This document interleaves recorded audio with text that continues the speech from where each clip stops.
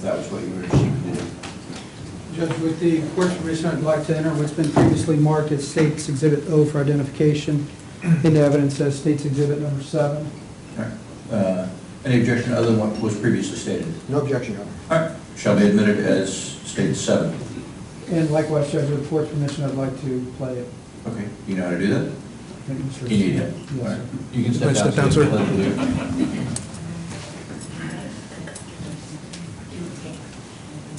Is it a D?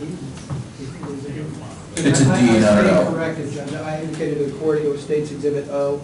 It's State's Exhibit D for the Okay. record. When you play this, it's going to appear on that screen? Yes, sir. I'm going to turn the monitor on here.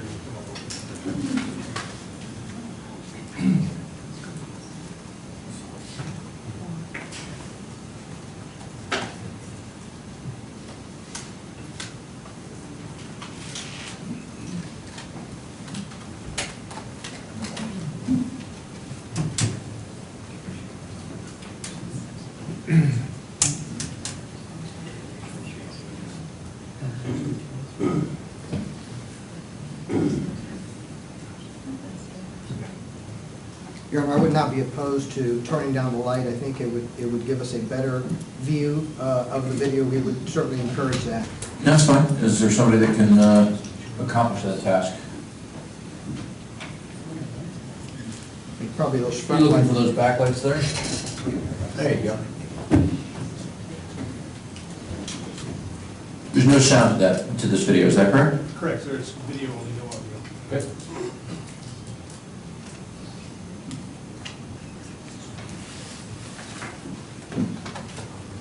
Your Honor, may I approach you a little bit? You may. Feel free to move wherever you need to get the best view.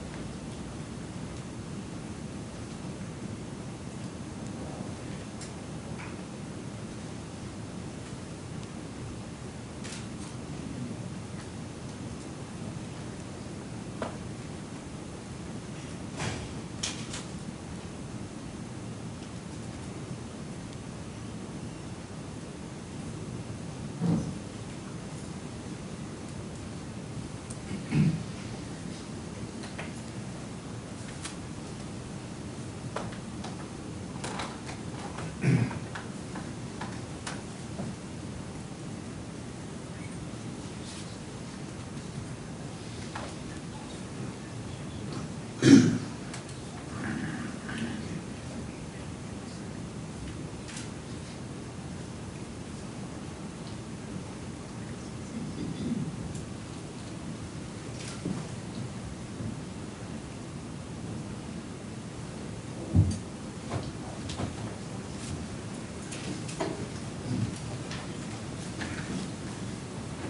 right, should we bring the house lights up? Or is there further video? Is there further video you intend to play? That is all. That's what's on that. Okay.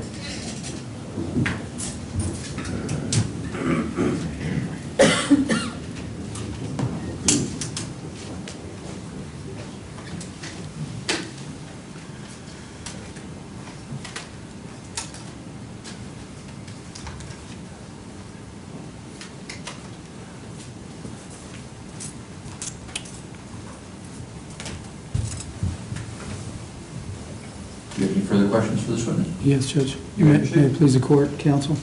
Detective Smith, if you would, please, can you share with us, do you know the height difference between row B and row A?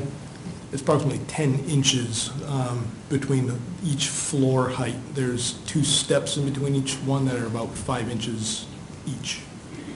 Okay. All right. I don't have any further questions of Detective Smith, Judge. All right. Mr. Escobar, do you require this witness? I do. Detective, when you were given this assignment to go and search out this video, were you told by Detective Proctor to be looking for, possibly a cell phone hitting Mr. Reeves aside the head? When I first received the video, we just asked Cobb to give us snippets of any cameras that covered that angle. I have not done anything to try to enhance the video or to examine any further different items in it at this point. Is then your answer that no, Detective Proctor never asked you to try to look at the video for evidence of a phone coming across the video area? He asked me to review it for evidence of how the event occurred. He did not specifically ask me to look for a phone, no. Okay. And so I would imagine one of the things that you would have found to be very helpful would have been a program that would have allowed you to capture frame by frame that event, correct? No, sir. At our level, we would probably have a certified lab or somebody that's more qualified to enhance the video, things like that, because... I'm not talking about enhancing, I'm just talking about frame by frame playing of that video. Yes, sir. And at my job description level, I guess you would call it, I don't have access to software that does that. You may not have access, but my question was, you would have liked to have done that to be able to see frame by frame, correct? No, sir, it has not come up so far in the investigation. You would not have liked to have a frame by frame viewing of that video? We watched the video as the incident occurred to see what's there. You can pause it at different places and look to analyze different things that you're looking at. The digital video, however, is not in a frame format, I guess is the most correct answer. It plays straight through. It's not like traditional film where you have individual frames. I understand that, but my question was simply, would you have liked to have had a frame by frame viewing of the video so that you could see it as best as you could? At this point, with my ability to pause it on the computer and rewind and fast forward to where I want to see, then no, sir, I haven't seen any benefit to doing it that way as opposed to just watching it on the media player. Now, you indicated that you could stop it at Yes, certain sir. frames, correct? You can stop it at any point in time during the video, not on a frame per se, because the frame doesn't exist, I guess. Okay, well, you could have stopped it at second marker 24. Yes, sir. And second marker 25. Yes, sir. And second marker 26. Yes, sir. Correct? Correct. Did you do that? Yes, at many different times. I've watched the video multiple times and paused it and started again and rewound to look at different sections of the video, yes. Now, in addition to that video, you indicated that, I guess you went and examined the area of the incident? Yes, sir. As crime scene detective, my general responsibility would be to just confer with the forensic investigators that are taking measurements, collecting evidence, photographing, help direct different things just to make sure, certain things are documented and just to have an overall awareness of the items that are in the scene. And were you able to see a phone in the area of the incident? Yes, sir, I did. And that phone was actually in row A, was it not? It was in the very top row of the theater. Unfortunately, the theater does not designate row letters, numbers, or seat numbers, but it would be in the very top row next to the Cinebistro wall. And that top row would be the one that the seats have a 6-foot wall behind it? Correct, sir. And that would have been the same seat that Mr. Reeves was seated? In that same row, yes, sir. Okay. And you saw the actual phone in that, on the floor of that same seat, Mr. Reeves' seat? So the phone was on the floor in front of that row. At that point in time, when I saw it, I couldn't have told you exactly which seat Mr. Reeves was in. Well, what about today? At this point, since there's no numbered seats, I can tell you where the phone was seen in our scene. I don't know which, again, there's no designation of row and seat number, so I can't tell you, I guess, a designated which seat it was. No, sir. What was important to you, was it not, to determine whether that phone was in front of, or the floorboard in front of Mr. Reeves, correct? Through the witnesses' descriptions that were there, we felt it was probably within one seat, one way or the other of the area, but I was not aware at that time of which exact seat he was in. You didn't touch the phone? No, sir. You made sure that your group preserved the phone? Yes, sir. It's typical at any crime scene. Things were photographed and measured before they were collected, and then they were collected as evidence. And your collection methods is in an effort to preserve that phone for all sorts of evidence that may be on it? Yes, sir. DNA, fingerprints, what have you, correct? Anything we may attempt to gather in the future, yes, And sir. certainly if that phone was thrown by Mr. Olson at Mr. Reeves' head, you would want to preserve anything on that phone for evidence of it striking Mr. Reeves. Yes, sir. At the time we collect from a crime scene, we preserve it because we don't know what type of evidence might be on it, so we try to preserve everything we can for any future analysis, yes. Now, there at the scene, were you given information concerning witness descriptions of what had taken place during the incident? Yes, sir. And you were told that, in fact, there was an allegation that Mr. Reeves was throwing something at, Mr. Olson was throwing something at Mr. Reeves.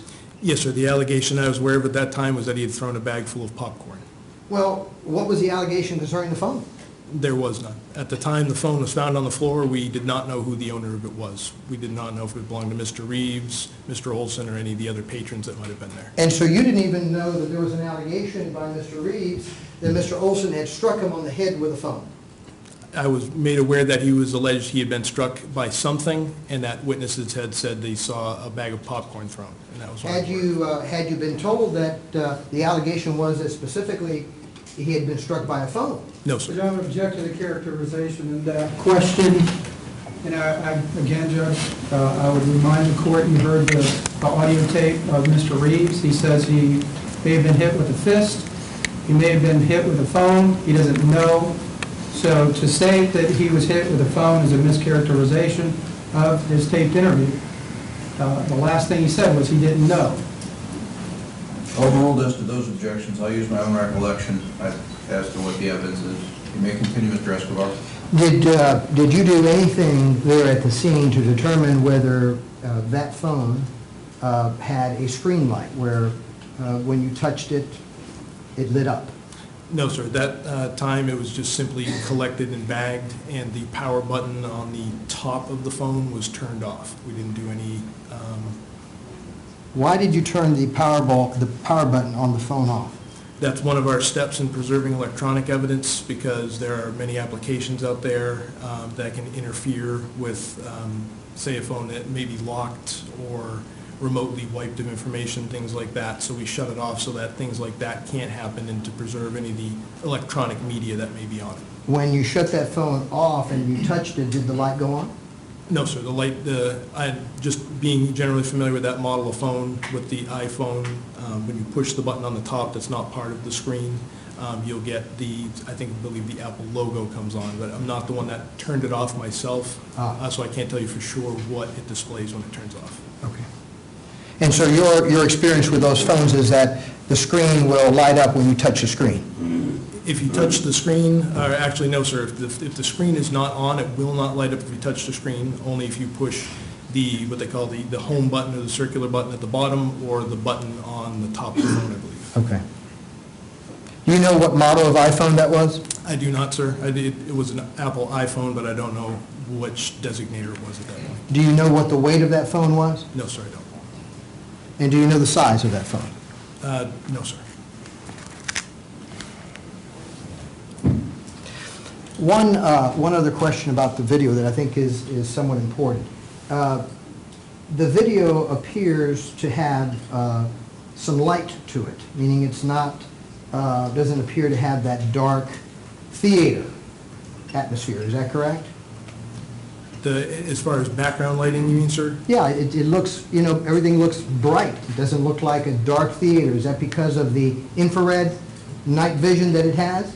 It's a combination of the light that's available, sir, because the inside the theater, the lighting is never completely off. They have the can lights in the ceiling that are on, but yes, also the infrared helps brighten up the image.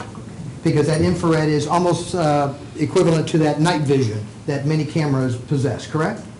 I guess it depends on the type of camera, sir, but it's projected infrared light from the cameras or from other sources that the lens can recognize that the human eye doesn't typically see. So you can't tell this court here that what you're seeing in the form of light on that video is, by any stretch of the imagination, accurate? It is accurate to the video, sir, not necessarily visible to the naked human eye at the time. No further questions. All right, thank you. State, do you have any redirect for this Just witness? one question, Judge. Detective Smith, there appears to be particles floating in the air on the video. Do you know what those particles were? Yes, sir. I spoke with the Cobb technicians, and also after viewing the video, feel it was dust that was on top of the camera. When the shot was fired, the concussion inside the enclosed room just caused the dust to fly in the air. So essentially, those are just dust particles that you see throughout the video? Then? Yes, sir. Dust that was dislodged after the Okay. shot was fired. All right, thank you, sir. Thank you, Mr. Garcia. Thank you, Detective. Thank you, sir. Your speech. Your Honor, we'd like to reserve our right to recall him on All right, Detective Smith, don't leave the building, okay? All right. State, do you have any further witnesses you want the court to hear from in this bond hearing? No, sir. All right. Is the victim going to make a statement today? Mr. Malden? No. No statement? No. Okay. Do you wish to call any rebuttal witnesses in this bond hearing? We have a couple things. Number one, we want the autopsy of Mr. Olson introduced into evidence. Do you have any objection, State? I do, Judge. Okay. Do you have a witness that you're going to call for the autopsy to be introduced? Your Honor, as a court, we just got this voluminous discovery, and we have not. We just spoke to our expert last night concerning certain aspects of this. This is an Arthur hearing where hearsay is allowed. It's also a bond hearing where the rules of evidence are relaxed. Absolutely, but don't I need a witness for this? I don't believe you do, Your Honor. I believe that under an Arthur hearing, just like they had a out-of-court hearsay affidavit with numerous witnesses saying numerous things in that affidavit at the initial hearing, and they used that in the Arthur hearing to show presumption-grade proof evident, we have the ability as well. This is the government's medical examiner that actually authored this particular report. And it's an important report because it suggests, Your Honor, that the victim... Wait, don't tell me that yet. Let's stay with whether I'm going to admit it before you try to tell me what's in it. The copy that you have, is there an affidavit of authenticity that came with it? It's actually signed, Your Honor, by the medical examiner in the very front, and it talks about his actual findings. All right.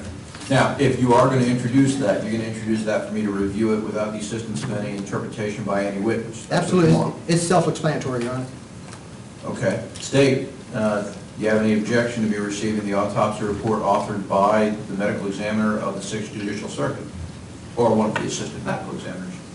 No, I don't have an objection to that, Judge. I do have an objection to Mr. Escobar making arguments based upon the autopsy because you would need an expert in order to give these findings, Judge, and explain the findings. All right, well, it's one thing to introduce it, it's another thing that the argument that's going to flow from it. As far as autopsies and autopsy reports, I've seen a lot of them. So if he's going to be arguing to me, I understand what's conclusion and what's the fact facts set out in the autopsy. Is it your intention to tell me that I should draw some conclusions that I need a medical examiner to explain to me, or you just want me to read the report and take the words on the page? Take the words on the page. You want the words on the page. Is there any reason I shouldn't read the words on the page, No, Mr. sir. Garcia? No, sir. All right, I'll accept it into evidence as defense. We're on 3 for the, 4 for the defense, right? 5? 5, you haven't moved the Seagate in yet. It may, Your Honor, at some point in time. Well, then this is 4, and it's in line, it'll be 5 if it gets in. All Your Honor, right? we would introduce the medical, excuse me, let me show it to him, make sure I that. have. You got it? You good? Yeah. All right. Well, let me read it. This will be now 4 in evidence. Give me a minute to review it, and then, are you going to have